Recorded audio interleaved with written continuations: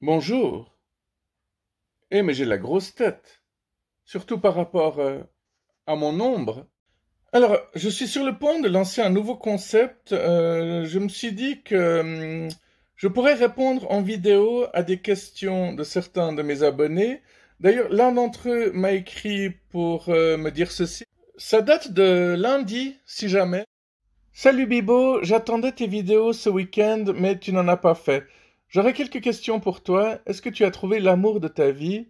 C'est quoi ta motivation principale pour faire des vidéos malgré ton nombre si faible d'audience? Je te laisse me répondre dans la prochaine vidéo, s'il te plaît. Merci d'avance et continue comme ça. Alors déjà, merci beaucoup pour ce message très sympa. J'ai pas mis son pseudo parce qu'en général, j'aime bien protéger l'identité des personnes. Et puis, de toute manière, vous avez assez d'informations si vous voulez vraiment savoir qui c'est. Alors, c'est marrant parce que j'en profite pour dire que je voulais justement faire une vidéo pour expliquer pourquoi je n'ai pas de succès, parce que j'ai mes hypothèses, peut-être qu'elles sont complètement fausses, hein. Et je voulais justement utiliser cette vidéo comme présentation de ma chaîne parce qu'en fait, je n'ai pas encore de vidéo de présentation. Je suis désolé pour tous ces poc-poc et tous ces bruits parasites. Là, j'ai heurté la caméra, mais des fois, je sais pas, caméra ultra sensible, un peu comme celui qui la possède, hein. Alors, est-ce que j'ai trouvé l'amour de ma vie? Oui, mais c'est aussi quelqu'un dont je parle pas tellement. Un de mes abonnés m'avait dit une fois, on te voit tout le temps seul dans tes vidéos, donc on a de la peine à imaginer que tu sois en couple. J'ai énormément de soutien de la part de cette personne, mais c'est également un peu ma muse. Quand j'ai pas d'inspiration, ce qui n'arrive pas souvent, elle m'inspire pour des nouvelles vidéos. Donc côté idée, il y a vraiment pas de problème. Après, ce qui est très difficile dans mon couple, c'est qu'on vit pas dans le même pays, donc ça fait à peu près 3 ans et demi, bientôt 4, que je vis une relation longue distance. Donc c'est pas facile, mais ça c'est le bon côté de la technologie, c'est que tu peux voir la personne tous les soirs à travers Skype ou ce genre de truc. Ouais, ça aide quand même, hein. Ça aurait été encore plus difficile sinon. J'ai vu une vidéo l'autre jour qui disait que dans notre vie, on a trois grands amours dans notre vie. Le premier amour, c'est le premier et c'est généralement celui qu'on n'oublie pas. Le deuxième grand amour, c'est la personne qui nous fait le plus souffrir, qui nous trahit le plus, qui nous fait le plus de mal, mais à travers qui on découvre ce qu'on veut et ce qu'on veut plus. Et le troisième amour, on dit que c'est la personne qui arrive sans qu'on s'y attende, au moment où on avait tout laissé tomber, qui nous correspond parfaitement bien, vraiment la personne complémentaire dont on avait besoin. Alors, dans les commentaires de la vidéo, évidemment, j'ai écrit un truc à la Bibo, quoi. J'ai écrit trois amours seulement, je pensais qu'il y en avait au moins 42. J'ai pas eu de réaction pour le moment, mais j'aime bien marquer des commentaires un peu provoques. Et parfois, je fais des vidéos sur les réponses que j'obtiens. Ouais, c'est assez drôle. Et puis, j'ai du temps à perdre, donc autant en profiter. Si en plus ça vous amuse, que ça vous divertit et que ça vous sauve votre journée, c'est encore mieux. N'empêche, j'ai souvent dit ces derniers temps que c'est incroyable le temps qu'on perd avec nos ex. Enfin, ça, tu t'en rends compte du moment que tu trouves la bonne, hein. Je ne sais pas si je vous avais dit, mais c'est à travers un roman de Stephen King que je me suis rendu compte à quel point mon ex n'en avait rien à foutre de moi. Chaque fois que je lui montrais un truc, elle faisait ah ah. Tu vois, elle prenait même pas 3 secondes pour s'intéresser à ce que je lui montrais. Et Stephen King a écrit dans un de ses romans, euh, il lui montra une photo, il montra une photo à la bonne, exactement, et la bonne jeta un regard dessus, le regard le plus court que la politesse permettait, un truc du style.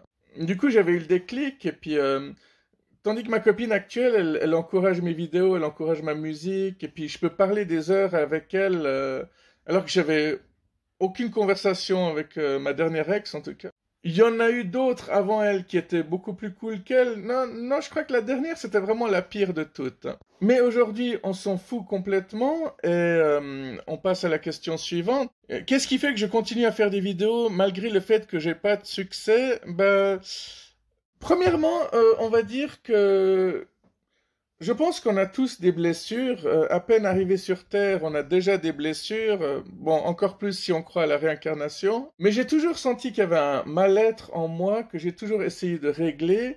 Et c'est pour ça que j'ai vu beaucoup de psy. Mais je me suis rendu compte que rien ne me fait plus de bien que l'art en général.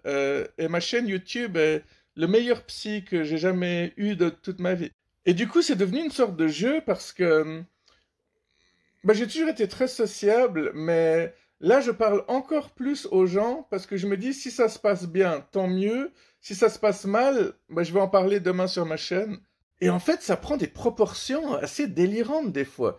Une fois, il y a un assureur qui m'avait appelé, qui voulait me vendre un truc, je sais plus si c'est moi qui l'avais appelé pour des problèmes de voiture. Bref, à un moment donné, je lui ai dit, excusez-moi, mais vous savez ce que c'est un assureur? Il m'a dit, non, mais vous allez me le dire. Et je lui ai clairement dit, bah, c'est quelqu'un qu'on paye quand on n'a pas besoin de lui et qui n'est jamais là quand on a besoin de lui. Et la personne m'a dit, merci beaucoup, je m'en souviendrai. Et j'ai terminé par donner le coup de grâce en disant, si jamais j'ai une chaîne YouTube et puis dès que quelqu'un m'énerve, le lendemain j'en parle et puis il m'a presque bouclé au nez. Alors ça, c'est pour les petites anecdotes marrantes, mais si j'allais encore plus profondément, euh, ben, je dirais que j'ai atteint un certain stade assez décisif et crucial. Bon, déjà, il faut savoir que ma chaîne YouTube est partie un peu sur un gag parce que j'avais pas l'intention de faire ça à la base. Mais il est vrai que j'ai toujours été une sorte de comique. Déjà à l'école, j'écrivais des parodies de classe et les autres élèves s'amusaient parfois à lire ce que j'écrivais au lieu d'écouter le prof. C'était assez jouissif de voir les copains de classe se faire engueuler parce qu'ils étaient en train de lire mes textes parodiques. Et puis bon, adolescent, je fais partie de ceux qui imitaient les comédiens, les humoristes. Je connaissais tous les sketchs des Inconnus par cœur, par exemple. Et je puise mes sources un peu partout, quoi, aussi bien dans la musique que dans l'humour, que dans le cinéma. L'humour britannique est primordial, totalement essentiel dans ma création. C'est l'absurde et l'humour de situation, tout en étant assez réfléchi. En gros, c'est pas juste faire du n'importe quoi, parce que faire du n'importe quoi, tout le monde le pourrait, mais ça donne pas forcément bien. Je fais partie de ces gens qui sont pas nés avec une caméra, donc je fais ça vraiment en tant qu'amateur. J'ai pas de programme incroyable, j'ai pas beaucoup d'argent à mettre là-dedans pour l'instant en tout cas. Et je fais tout un peu à l'arrache, à la punk, quoi. Les montages, tout. Parfois, il y a des gens qui me demandent est-ce que tu pourrais m'aider à créer des vidéos, à les monter? Et puis, j'ai envie de leur dire non parce que finalement, moi-même, je galère à chaque fois. Ouais, on dirait pas comme ça parce que je sais très bien bluffer aussi. Et je vais peut-être pas m'éterniser des heures, sauf si vous voulez que je développe un peu plus une autre fois, mais j'aimerais surtout dire un dernier truc, c'est que je suis persuadé que chacune des vidéos que je crée, bon, une fois que je la lance sur la toile, elle ne m'appartient plus et puis elle vit sa propre vie. Chacune de mes vidéos vivent leur propre vie, quoi. C'est un peu mes bébés, mes enfants, mais ils ne m'appartiennent pas comme des vrais enfants finalement. Et je suis persuadé que chacune de mes vidéos atteindra au moins une personne à qui ça fera du bien, à qui ça sauvera la journée, à qui la façon de penser va légèrement changer ou parfois complètement.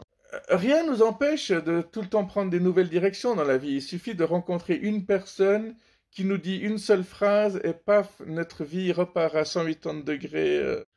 C'est pour ça que quand certaines personnes me disent tu fais trop de vidéos, je me dis au fond de moi, ouais, mais chacune que je poste aidera au moins une personne et aider une personne à chaque fois, pour moi, c'est franchement pas mal.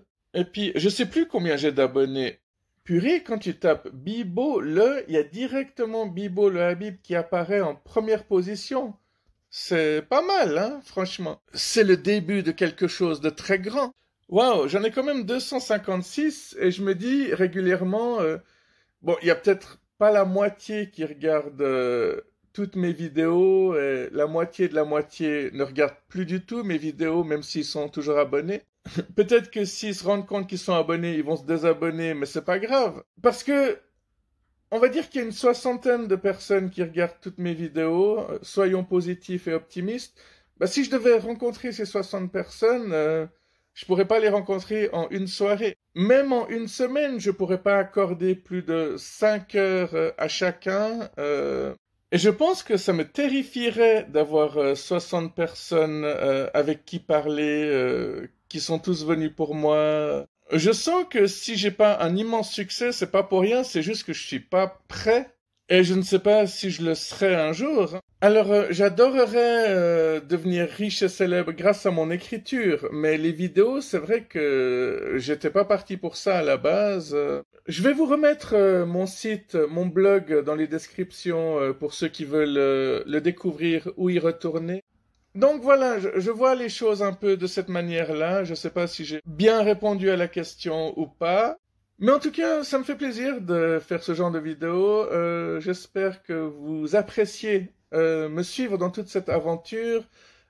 Passez un excellent week-end et on se retrouve très bientôt. J'espère que toutes les vidéos que j'ai fait durant ce mois de novembre vous ont un peu remonté le moral. Et bah à tout bientôt. Bye bye. Ouais.